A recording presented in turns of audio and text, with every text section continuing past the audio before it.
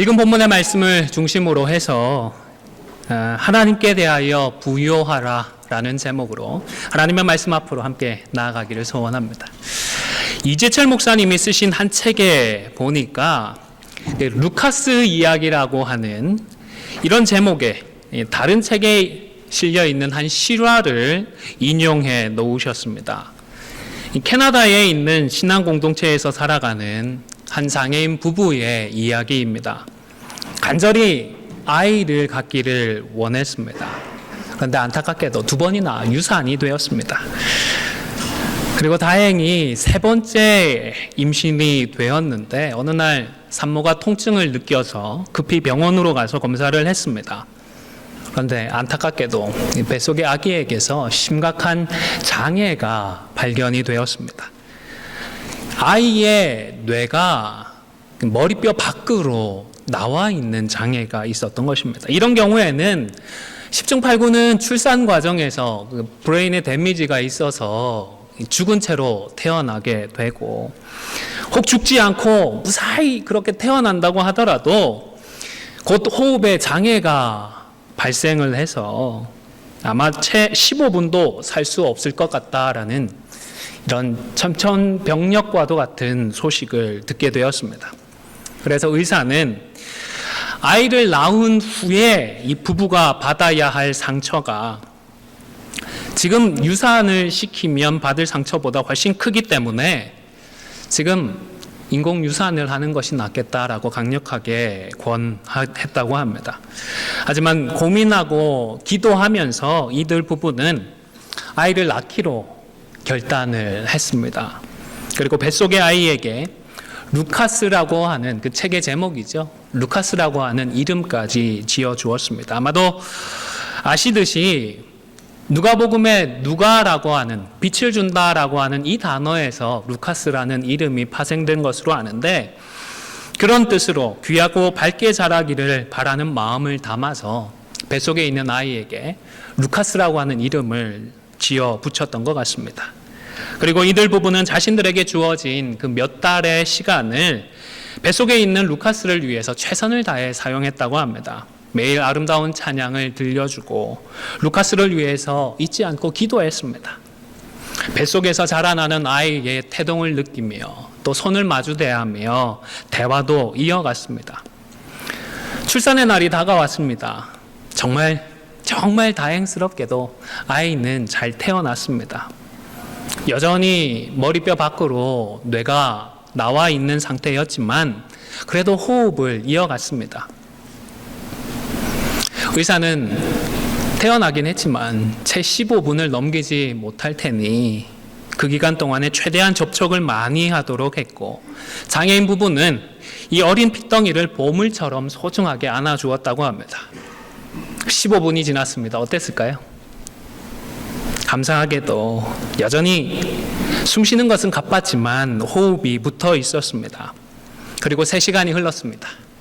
병원에서는 더 이상 해줄 것이 없으니까 이제 퇴원을 해도 되겠다라고 해서 퇴원을 하게 되었습니다. 그리고 이날부터 이 부부는 루카스에게 해줄 수 있는 모든 것을 해주기 시작했습니다. 서둘러 유아 세례부터 받게 했고, 매일 선물을 전하며 그들이 속한 신앙 공동체 안에서 작은 파티를 열기도 했습니다. 모든 사람들이 루카스를 보고 그에게 비록 장애가 있기는 했지만 생명을 가지고 태어난 그를 보며 기뻐했고 서로 위로하고 또 위로를 받았다고 합니다. 여러분, 아무리 유능한 의사 선생님들도 생명을 대할 때는 확답을 주기가 어렵습니다. 그렇죠? 확률이나 가능성을 말씀해 주시기는 하지만 정말로 15분밖에 살지 못할지, 3시간밖에 살지 못할지, 며칠을 살 수 있을지 아무리 유능한 의사 선생님들도 판단해 줄 수가 없습니다. 의학이라고 하는 것이 우리의 건강과 우리의 생명에 도움을 주는 것은 사실인데, 의학이 우리의 생명에 결정적인 요소는 아닙니다.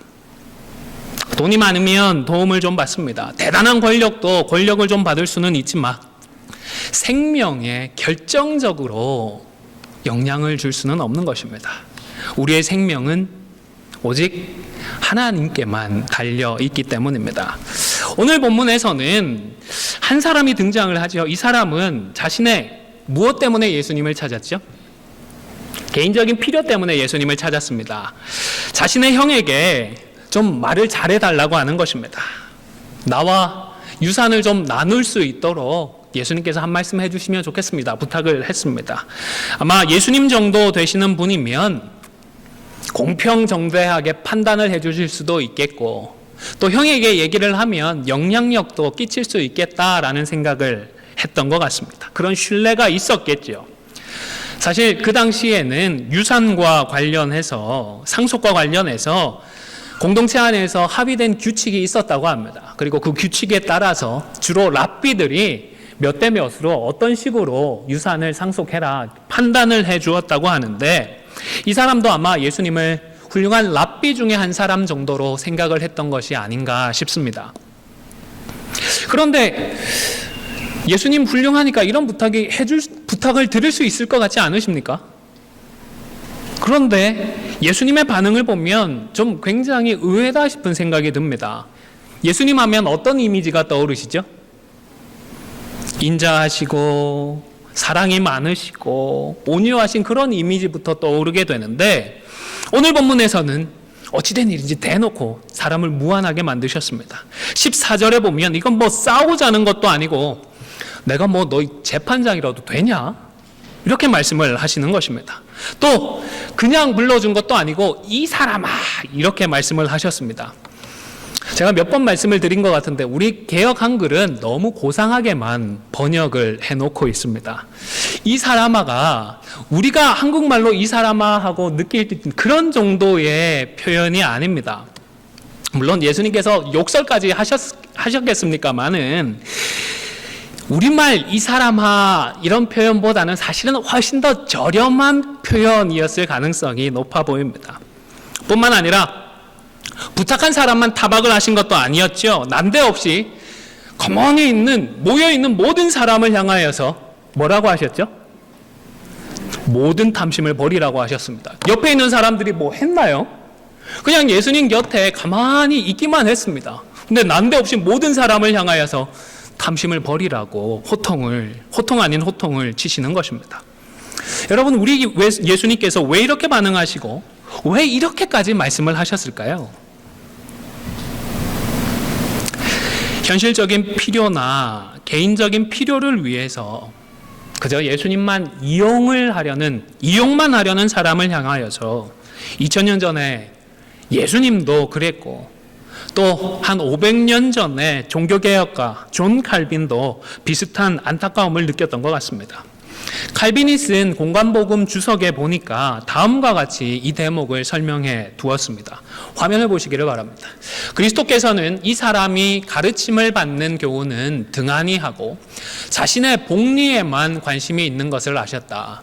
복음을 시인하는 많은 사람들이 이 복음을 사적 이득을 얻는 데 수단으로 사용하고 자신의 탐욕을 그리스도의 권위 뒤에 숨기는데 수단으로 삼는 행위를 주저하지 않는 것은 너무나도 보편화된 병폐이다. 500년 전에 종교개혁에 나섰던 칼빈도 그 당시에 성도들의 삶을 바라보면서 복음으로 사는 것이 아니라 오히려 예수 그리스도를 자신의 행복, 자신의 이익, 자신의 유익을 위하여서 이용만 하려고 하고 있다며 안타까워했던 것입니다. 예수님께서 냉담하게 반응하셨던 이유는 부탁이 잘못되어서가 아니라 그 이면에, 그 뒤에 숨겨져 있는 이 사람 속에 있었던 탐심이라고 하는 것이 진짜 문제였던 것입니다. 그리고 아무것도 안 하고 가만히 있기는 했지만 예수님 주위에 몰려있는 그 사람들 역시 복음을 듣기 위해서 온 것이 아니고 예수님 때문에 온 것이 아니고 뭔가 개인적인 현실적인 필요를, 유익을 얻기 위하여서 몰려들었기 때문에 그 사람들 역시 크게 다를 바가 없다며 모든 탐심을 물리치라고 말씀하셨던 것입니다. 아마도 오늘 본문의 이 사람은 그렇게까지 억울한 상황은 아니었던 것 같습니다. 물론 13절에서 15절까지의 말씀을 보면 이렇게 추측할 만한 다른 힌트는 없습니다. 하지만 예수님의 비유를 생각해 보시기를 바랍니다. 비유라고 하는 것이 아무 때나 사용하는 것이 아니지 않습니까? 뭔가 두 가지가 있으면 연결될 만한 것들, 비슷한 것들이 있기 때문에 빗대어서 표현을 하는 것인데, 그렇다면 지금 예수님의 비유와 이 사람 사이에는 어떤 유사점이 있을까요? 무엇을 빗대어서 비유할 수 있을까요? 우선 100번 양보해서 비록 이 사람이 원하는 만큼의 유산을 상속받지는 못했다고 하더라도 그래도 비유에서처럼 부자라고 할 만큼 어느 정도의 재산은 가지고 있었던 것입니다. 자기 몫을 빼앗긴 억울한 상황일 수는 있지만 그 못 받은 것까지 취하게 되면 비유에서처럼 충분히 많이 가지고 있음에도 불구하고 더 많은 것들을 저장해 두겠다며 있는 곳간까지 부셔버리고 커다란 곳간을 짓는 그런 상황이라는 것입니다. 저만 억지 부리는 게 아닌 것 같아서 또 다른 분의 글도 다시 인용을 해보겠습니다. 한 책에 보니까 비슷하게 추측을 하고 계셨습니다. 아마 예수님에게 유산의 분배를 요구했던 사람이 아주 가난한 사람은 아니었던 것 같습니다. 그도 먹고 살기만 했던 것 같은데 형이 자기 몫을 다 주지 않아 화가 난 것입니다. 예수님이 이 형제가 똑같이 마음이 탐심으로 가득 차 있다고 보신 것입니다. 그의 마음은 형과 똑같이 자기 탐욕을 채우기 위해 예수님까지 끌어들이려고 합니다. 앞서 칼빈의 설명과도 연결이 되는 설명인 것 같습니다. 제대로 나누지 않은 형이나 그를 욕하는 동생이나 실제로 그 마음속에는 다 탐심이 가득 차서 다 문제라는 것입니다. 그리고 그곳에 모여있는 다른 사람들 역시 별 차이가 없다라는 것입니다. 그래서 예수님은 모두를 향하여서 모든 탐심을 물리치라고 말씀을 하고 계시는 것입니다. 물론 전에도 말씀을 드렸습니다. 우리가 돈을 버는 게 죄인가요? 아닙니다. 돈을 벌고 싶어하는 마음이 죄인가요? 아닙니다. 전에 말씀드렸듯이 결코 우리의 기본적인 욕구라고 하는 것이 죄일 수는 없습니다. 중립적입니다. 게다가 성경은 자신이나 자녀들 혹은 다른 사람을 위해서 돈을 모으거나 저축해 두는 것을 금했나요? 금하지 않았습니다. 2주 전인가 3주 전에 읽었던 고린도후서 12장 14절 말씀 기억하시죠? 기억하시겠지만 화면을 준비했습니다. 한 번 더 같이 읽도록 하겠습니다. 시작.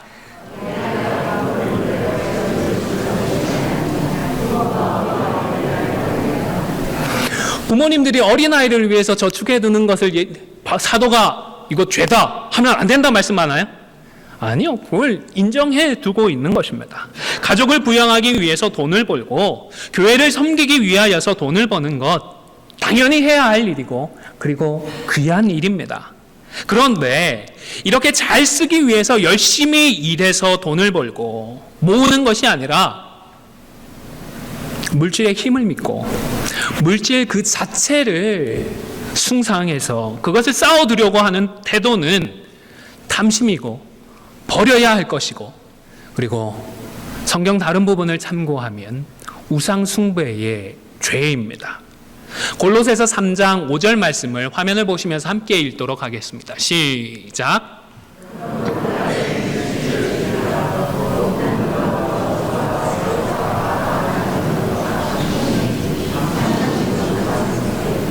여러분, 탐심이 뭐라고요?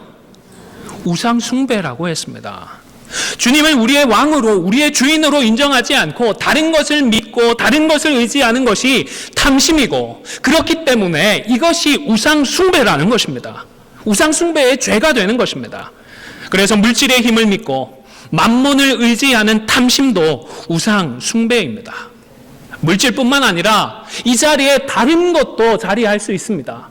물질뿐만 아니라 사람을 믿고 신뢰하면 사람이 우상이 되는 것이고, 뭔가 시스템을 믿고 조직을 믿으면 그 조직이 우상이 되는 것입니다. 사랑하는 성도 여러분, 여러분은 예수님을 어떤 분으로 생각하고 계십니까? 어떤 이유로 우리 주님을 찾고 계십니까? 꼭 오늘 본문에 등장한 이 사람처럼 그저 현실적인 필요나 개인적인 필요를 채워주실 수 있는 분 정도로만 생각을 하십니까?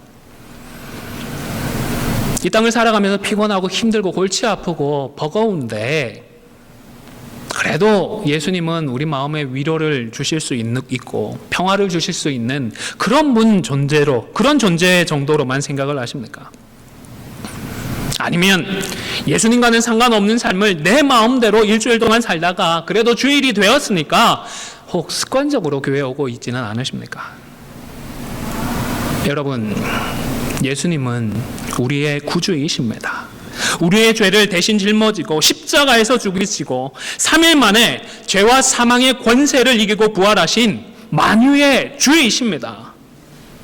예수님을 돈이면 해줄 수 있는 그런 정도의 일들을 우리 예수님은 공짜로 해주시니까, 대가 없이 해주시니까 그런 분 정도로 생각하고 찾는 것이 아니라 참된 왕으로 모시고 참된 구세주로 모셔드리시기를 바랍니다. 말씀에 비추어서 명백하게 드러나는 죄의 문제와 구원의 문제를 가지고 우리 주님을 찾아오셔야 합니다. 신앙생활을 오래 했으니까 교회에서 어떻게 해야 하는지는 잘 알지만 세상에 나가면 빛과 소금으로 살지 못하는 나의 부족함의 문제를 생각하며 주님을 찾아오십시오. 아직도 구원의 확신이 없거나 구원의 확신이 있다 말은 하지만 말씀대로 살아가지 못하고 구원받았다 얘기는 하는데 다른 지체들에게조차 인정받지 못하는 나의 연약하고 절박함을 안타까워하며 주님을 찾으십시오. 평소에는 다른 것을 믿고 다른 것을 의지하며 탐심으로 살아가다가 도저히 안 되니까 그 절박한 현실의 필요, 내 문제 때문에 그때만 잠시 주님을 찾는 것이 아니라 매 순간, 매일매일 일상을 살아가면서 설령 이 방법이 더 빠를 것 같고 이렇게 하는 것이 통할 것 같다 하더라도 그런 모든 종류의 탐심을 물리치는 우리 모두가 되실 수 있기를 주님의 이름으로 간절히 축원을 드립니다. 두 번째로 우리 예수님은 하나님에 대하여 부요하라고 말씀을 하셨습니다. 화면을 보시면서 21절 말씀을 다시 읽도록 하겠습니다. 시작.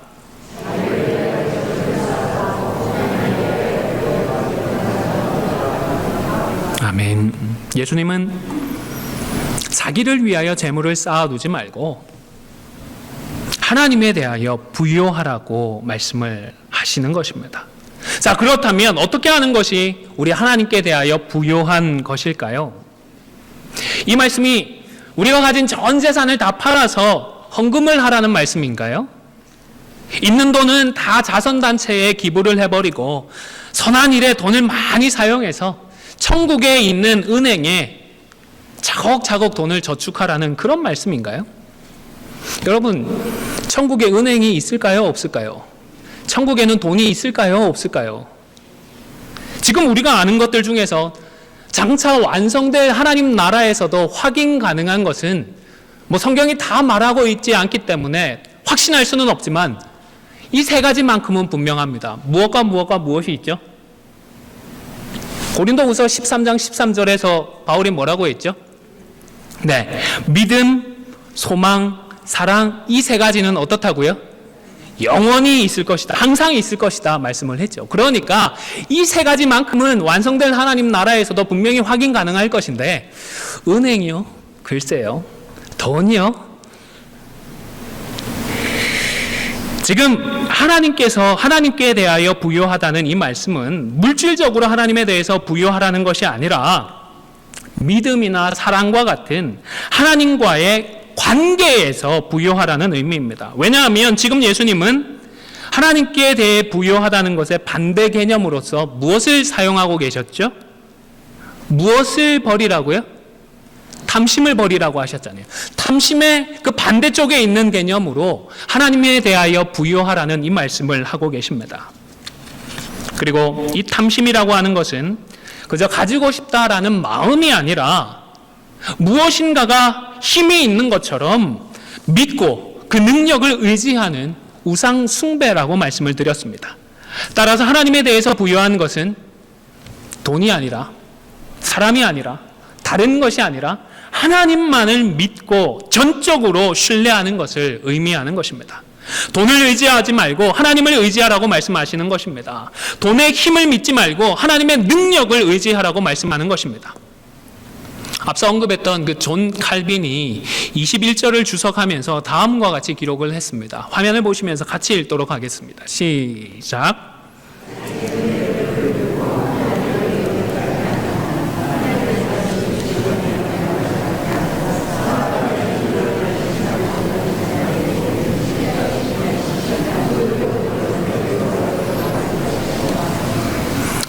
우리가 살고 있는 자본주의 사회에는 분명히 돈이 힘이 되고 능력이 되는 것 같습니다. 신념 그 이상인 것 같습니다. 실제로 우리가 그 힘과 능력을 경험하기 때문입니다. 누가 보더라도 잘못을 했고 죄를 지었는데 돈이 많아서 유능한 변호사를 고용해가지고 그 덕에 무죄 판결을 받는 사람들 보신 적 있죠?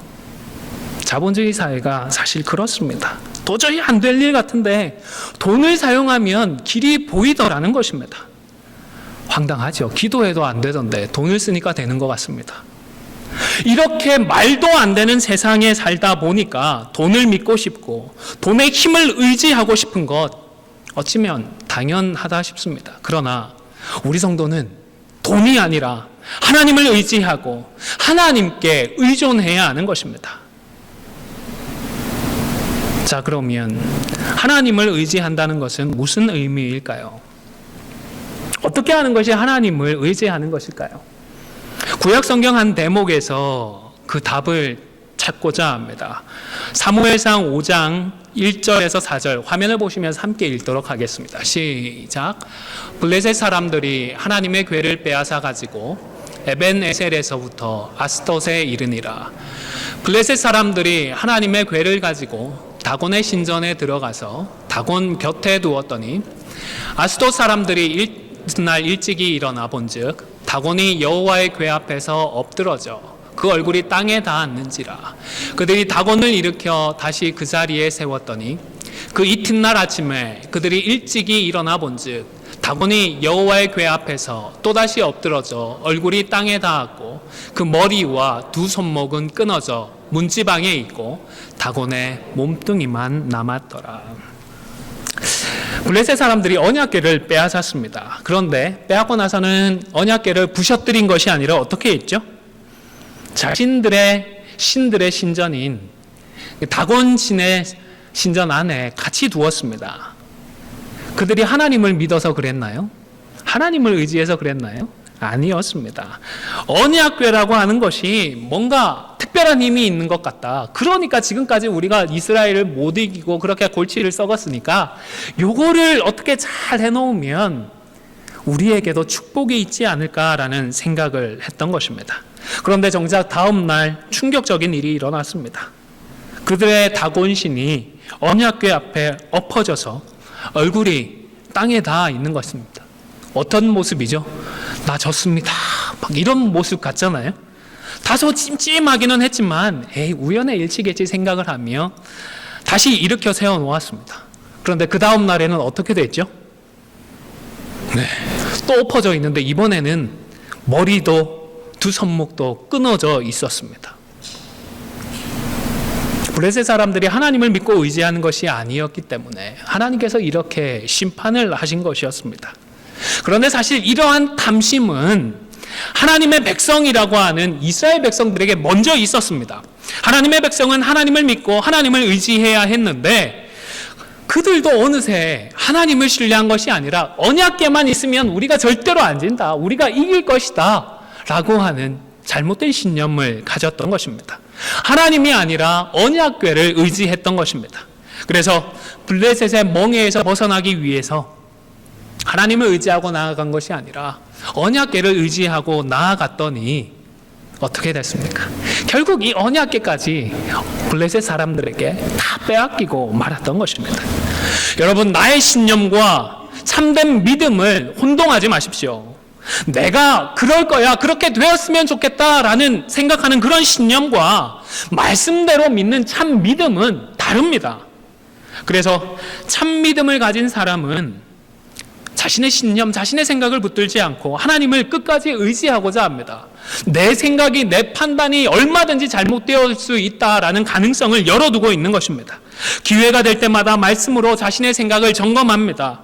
하나님의 뜻이 진짜 무엇인지 진지하게 고민하고 또 고민을 하는 것입니다. 그리고 이렇게 하나님을 의지하는 자에게 하나님의 역사가 일어납니다. 이스라엘 백성들은 언약궤까지 앞세웠지만 블레셋에게 패하고 말았지만 나중에 가면 이런 블레셋과 단 2사람이 나와서 싸우고 승리하는 기록이 성경에 있습니다. 사무엘상 14장 6절의 말씀, 잘 아시는 유명한 말씀이라고 생각하는데요. 화면을 보시면서 함께 읽도록 하겠습니다. 시작. 요나단이 자기의 무기를 든 소년에게 이르되 우리가 이 할례 받지 않은 자들에게로 건너가자. 여호와께서 우리를 위하여 일하실까 하노라. 여호와의 구원은 사람이 많고 적음에 달리지 아니하였느니라. 여러분, 요나단은 하나님께서 반드시 승리케 해주실 것이라는 인간적인 신념이 아니라 하나님을 믿고 하나님을 의지했습니다. 그래서 뭐라고 얘기했죠? 하나님, 여호와께서 우리를 위하여 어떻게 하신다고요? 일하실까 하노라. 하나님 믿습니다. 승리케 하여 주실 줄로 믿습니다 하고 달려나간 것이 아니라 일하실까, 일해 주실 수도 있다라고 고백을 하며 달려나갔던 것입니다. 여러분, 명백한 하나님의 말씀에는 순종하면 됩니다. 사랑하라고 하셨으니까 사랑하면 되는 것이고, 용서하라고 하셨으니까 용서하면 되는 것입니다. 그러나 실제의 삶에서는 우리가 판단하고 우리가 결단해야 될 일들이 더 많이 있습니다. 이때에는 우리가 알고 있는 말씀을 원칙으로 삼아서 우리가 알고 경험한 그 하나님의 성품을 기억하면서 결단을 하고 그 아는 말씀들을 적용을 해야 합니다. 지금 요나단의 경우처럼 말입니다. 요나단이 지금까지 살아오면서 경험했던 하나님은 민족을 위하여 하나님의 이름으로 나아가면 하나님께서 도와주시는 경우들이 많이 있었기 때문에 혹 이렇게 하면 내가 하나님을 의지하니까 도와주실 수도 있겠다. 그런 믿음으로 나아갔던 것입니다. 내가 나아가니까 100% 하나님께서 이기게 해주실 거야 라는 자신의 신념이 아니라 하나님을 의지했던 것입니다. 자신이 선택하고 자신이 결단을 했지만 결과에 대해서는 전적으로 하나님께 맡겨드리고 하나님께서 주시는 그 결과에 승복하고자 했던 것입니다. 제가 안디옥 교회에 그렇게 오래 있지는 않았지만 안디옥 교회에 몸담으면서 정말 안타까워했던 순간 중에 하나는 장로님들 투표를 했을 때입니다. 투표 후에 안 되신 분들이 그만 교회를 떠나셨는데 사람이 한 것이 아니라 우리 하나님께서 하신 것임을 고백하고 합력해서 선을 이루어 주실 하나님을 믿고 의지하셨더라면 하는 큰 아쉬움이 있습니다. 너무너무 안타깝습니다. 요나단은 하나님의 뜻에 부합한다는 나름의 결론을 내리고 결단을 했지만 그래도 혹 내 생각이 더 들어가서 지금 이 결단이 하나님의 뜻과는 다를 수 있다는 이 가능성은 있지 않았던 것입니다. 요나단만 그러했던 것이 아닙니다. 사도행전 5장에 보면 가말리엘이라고 하는 율법 교사도 사도들을 없애려고 하는 사람들 앞에서 하나님을 의지하는 발언을 했습니다. 사도행전 5장 39절 말씀도 화면을 보시면서 함께 읽겠습니다. 시작.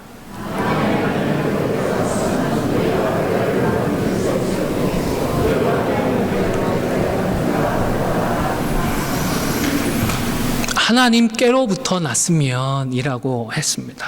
자기 나름의 판단을 최우선시하는 것이 아니라 가말리엘도 요나단도 혹 나와 다르다고 하더라도 그것이 오히려 하나님의 뜻일 수도 있다라는 그 가능성을, 그 사실을 인정했던 것입니다. 그리고 이렇게 믿음으로 나아가는 하나님을 의지했던 요나단을 하나님은 긍휼히 여기시고 은혜를 주셨습니다. 사무엘상 14장 15절을 제가 읽어드리겠습니다. 들에 있는 진영과 모든 백성들이 공포에 떨었고 부대와 노략군들도 떨었으며 땅도 진동하였으니 이는 큰 떨림이었더라. 고작 두 사람이 믿음으로 나아갔는데 사람들이 두려워 떨었고 심지어 땅까지 진동하는 역사가 일어났다라고 했습니다. 하나님을 믿고 의지했더니 요나단과 병사 단 두 사람이 블레셋의 대군을 물리쳤던 것입니다. 그런데 만약 수적인 열세로 제대로 싸워보지도 못하고 도망을 치게 되었더라면 그때 요나단은 어떻게 했을까요? 그것 역시 하나님께서 주시는 결과로 승복하고 인정을 했을 것입니다.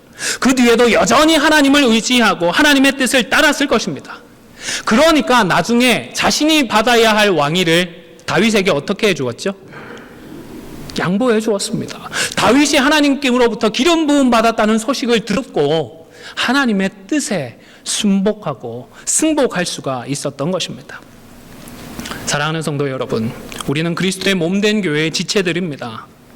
머리 되시는 예수님 없이는 아무것도 할 수가 없습니다. 예수님을 주인으로 모시고 그분의 말씀에만 순종하시기를 바랍니다. 인간적인 탐심이나 나의 신념이 아니라 하나님을 의지하셔야 합니다. 서두에 말씀드렸던 그 루카스라는 아이를 다시 생각해 보시기를 바랍니다. 이 루카스는 도저히 살 수 없는 상태로 태어났지만 하나님은 그의 생명을 지켜주셨습니다. 그리고 힘겨웠지만 이 땅에서 17일을 살아냈습니다. 루카스를 향한 하나님의 때는 17일이었던 것 같습니다. 정말 안타깝게도 17일이 지난 후에 이 부부는 사랑하는 아들의 임종을 맞이하게 되었습니다. 너무나도 마음이 아프고 고통스러웠지만 그래도 담담하게 임종을 지켜보았습니다. 그리고 장례식을 마친 후에 루카스의 아버지는 다음과 같이 고백을 했다고 합니다. 저는 루카스로 인해 비로소 아버지가 될 수 있었습니다. 나를 아버지로 만들어준 내 아들 루카스에게 감사합니다. 루카스는 같이 좀 읽어주시겠습니까?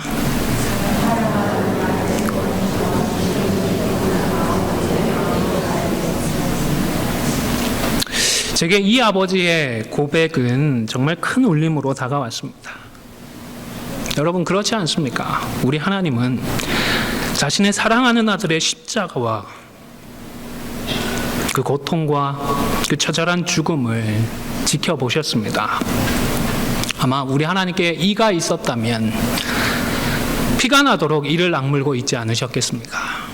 하나님께 손이 있었다면 시퍼렇게 멍이 들도록 주먹을 꽉 쥐고 있지 않으셨겠습니까? 사랑하는 성도 여러분, 우리 하나님은 우리가 의지할 수 있는 유일한 분이십니다.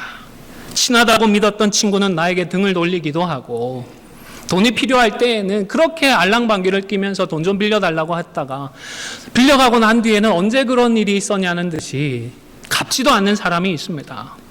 신뢰할 수 있다고 믿었던 사람은 등에 비수를 꽂기도 하지만 그러나 우리 하나님은 다르십니다. 우리 하나님은 우리가 절대적으로 의지할 수 있는 분이십니다. 왜냐하면 우리를 사랑하셔서 사랑하는 아들을 보내어 주셨고 그 아들의 죽음을 지켜보는 고통까지도 감내하셨기 때문입니다. 아무쪼록 말씀을 기억하고 물질이나 다른 그 어떤 것을 의지하는 것이 아니라 예수님을 보내어 주신 우리 하나님만을 믿고 의지해서 그 무엇보다 하나님에 대하여 부요한 삶을 살아가는 우리 모두가 다 되시기를 주님의 이름으로 간절히 축원을 드립니다.